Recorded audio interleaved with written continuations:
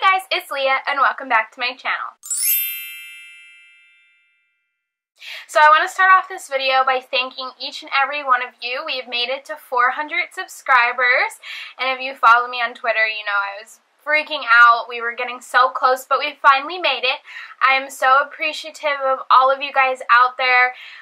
You just inspire me to keep making videos, no matter how silly I think I sound or look sometimes. So I just want to thank you guys. Second of all, you may have noticed by the title of this video, this is going to be episode 4 in our Star Wars controversies, because listen, we need to talk. We can't have made it this far in my channel without talking about the ultimate prequel, at least once. So today's topic in Star Wars controversies is going to be the Phantom Menace. Do we need it? I just want to start off by saying this is in no way, shape, or form any hate on the Phantom Menace. I feel like you need to have it no matter how bad some of you might think it is. Some of you, it might be your favorite. But this is no hate on the prequels.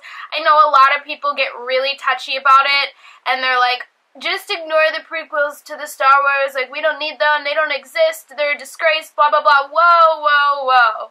Like, take it a step back, pause this video. I've got about 50 more for you if you don't want to watch this one.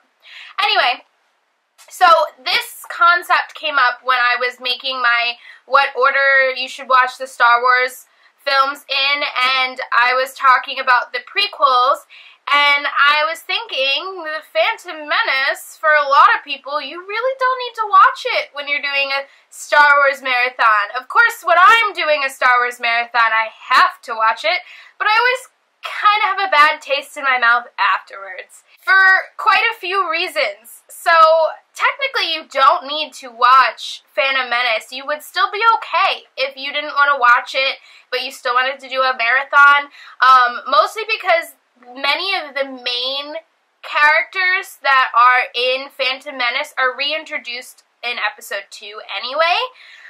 And everyone's gonna be like, oh, Darth Maul, which I love Darth Maul. Please, the Clone Wars was the prequels that we should have had, so I'm thankful to have those.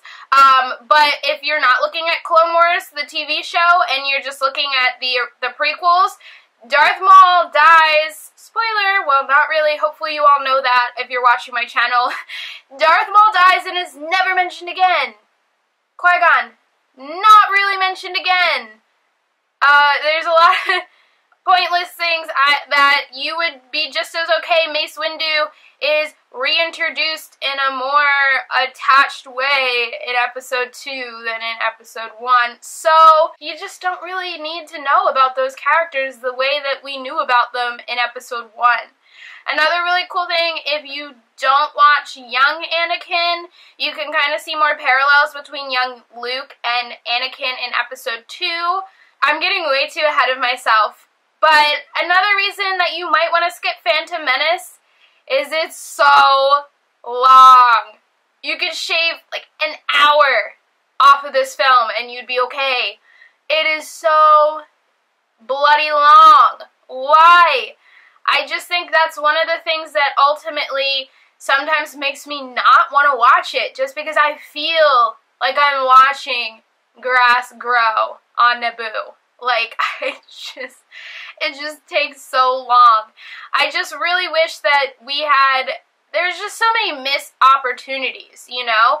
The way that some of the things in the original trilogies, the way that they explain it in the prequels could have been so much better. Like, honestly, I feel like we should have gotten more of a story with Padme, and, you know, she is Luke and Leia's mother after all. I feel like I needed to see more of her the way we see her in, like, Clone Wars, and the way we see everybody else, the way we see Obi-Wan in Clone Wars, the way we see Anakin and Obi-Wan's dynamic. I feel like their dynamic only begins to surface in episode 3.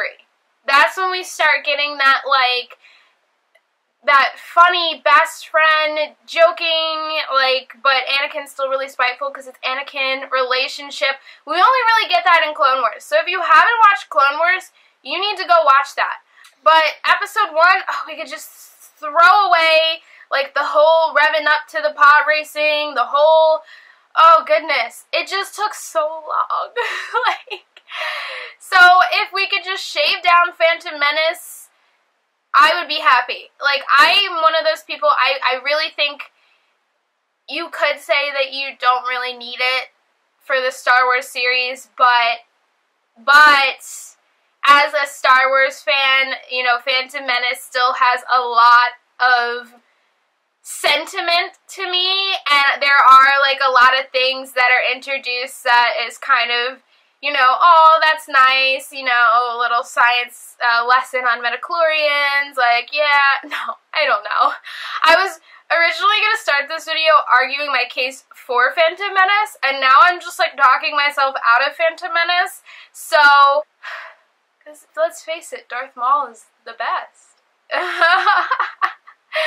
If you guys want to leave some comments down below, Phantom Menace, who needs it? Like, I need it. No, but I really do. No hate to the prequels, even though they aren't the best movies out there ever, and I think everyone can agree upon that they are not the greatest, but I think that they're still pretty important to Star Wars culture. But yeah, that's it for today's video, guys. I just wanted to discuss kind of just a little mini love-hate rant about the Phantom Menace. So if you guys want to join me in the comments, make sure to leave a thumbs up.